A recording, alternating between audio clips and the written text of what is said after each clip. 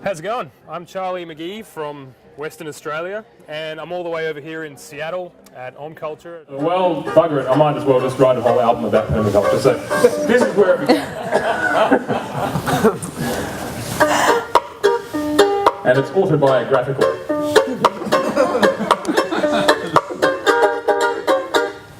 When I was a little boy, I liked to catch the rain, while people all around my town watched it flow right down the drain.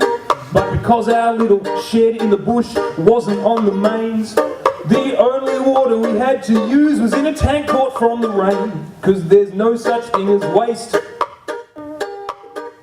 A year of like really trying to dial in my compost tea, and I'm getting it right 1 out of 3 times.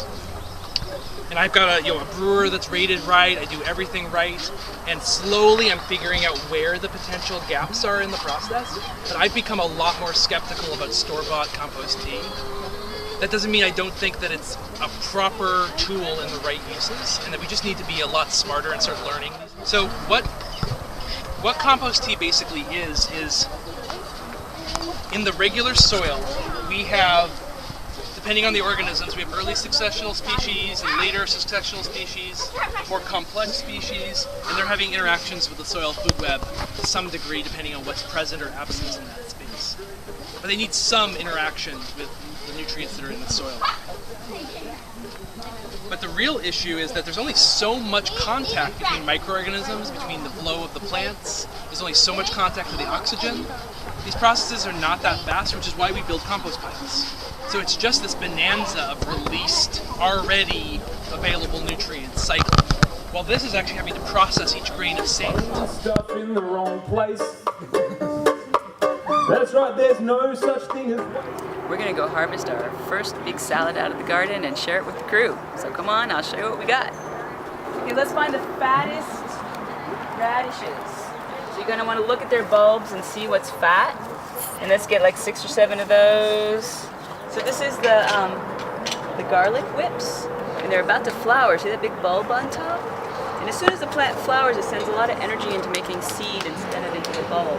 So if you break off these whips, and you can chop them up and use them. Is that tatsoi? This might be a tatsoi or a bok choy, but see the little flower in the middle?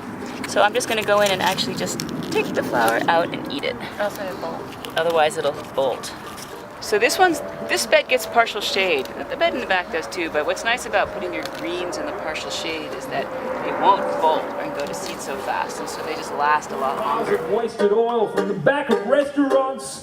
Yeah, I'd be a fool if I bought my fuel when there's oil nobody wants. Cause there's no such thing as waste. Well, no. Only stuff in the wrong place. Yeah, there's no such thing as waste. People to come in and have a bite. That old idea's gotta be replaced. So yeah, my name's Jane, and this is my 3rd year living at the Bullocks homestead.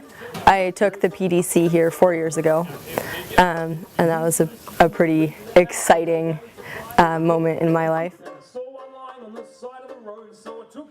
So here we are in the Bullocks homestead on Orcas Island, Washington, and it's the middle of June, and we're taking a tour of their incredible property that has hundreds of fruit trees and berry bushes, and we're walking into a piece of their water catchment system. They have a series of ponds and ferrocement tanks dotted throughout the landscape at various altitudes that are irrigating all the beds down below. Yeah, and we love having visitors. It's great for us, that enthusiasm coming in to the property, and then getting to work alongside us is a great exchange. We get a lot more done when we have visitors, and we get to share our knowledge with anyone who's here. So do come on back. Thank you. I'm curing all my problems. So next on our list, cleavers. Cleavers. That's who's next. Cleavers. Cleavers. Oh. Yeah. So cleavers are one of our weeds in the garden. We've been pulling them out of our beds. They're also an edible green. We cook them up in our foraging workshop. Nettles help restore the adrenal system. I need more nettles. They're also a little antioxidant, and they're also a good blood tonic. So they just sort of help keep the blood clean and moving. And I mean, really, like we just can't go wrong. This is rhubarb bitters, and this is a digestive tincture, really, and it's fresh rhubarb from the garden, grapefruit peel and orange peel, and a cinnamon stick we put in.